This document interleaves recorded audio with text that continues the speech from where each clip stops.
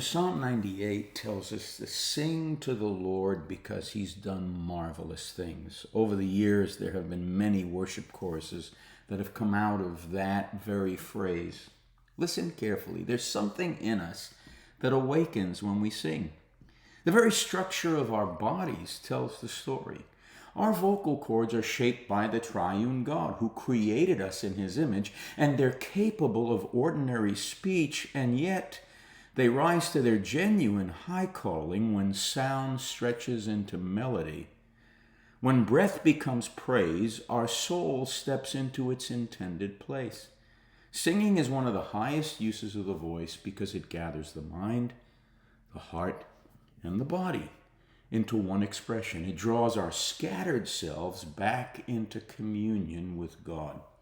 So when Psalm 98 calls us into that life, it's not content with quiet acknowledgement. It summons the whole person into a song that answers the marvels of God. Sing to the Lord a new song, for he has done marvelous things. The psalmist knows that victory, mercy, and faithfulness cannot be whispered. They require a response that rises from the center of who we are. When God reveals his righteousness in the sight of the nations, the people of God answer with the fullest gift they've been given, the human voice lifted in praise.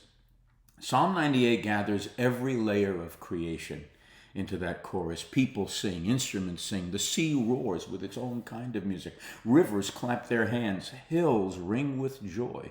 The psalmist is telling us that worship isn't an accessory to the kingdom.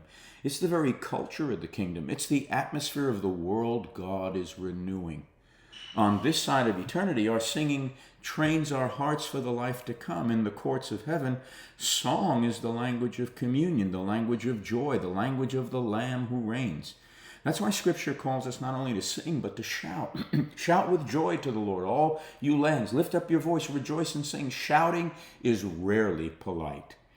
It's the overflow of conviction. It's the eruption of certainty that God is worthy. When a shout rises from us, it rises from a depth that speech cannot reach. It carries faith. It carries longing. It carries gratitude that refuses to be contained. God isn't threatened by our exuberance. He welcomes it because it mirrors the exaltation of heaven. So what does it mean to build a lifestyle of song, adoration, exuberance, and exaltation? It begins with a daily turning of our heart toward God, even when the mood is flat or the day is heavy. You begin to let song shape your interior world. You let praise become the habit that steadies your soul. And over time, worship becomes less an event and more a way of being and becoming. You speak to God in melody during the drive. You whisper hymns during the strain of the day. You let gratitude rise before complaint has time to take root.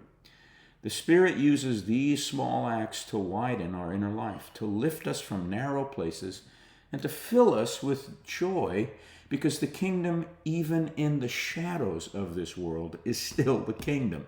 This is how the people of God live. We sing because God has acted. We shout because God has triumphed. We rejoice because his mercy holds us. And we lift our voices because creation itself is already singing. Heaven is already singing. The Lamb is already enthroned. Our praise joins a sound far larger than we are even capable of grasping. When we cultivate a life of worship, we step into the current of that eternal song, and we discover that our voices were made for nothing less.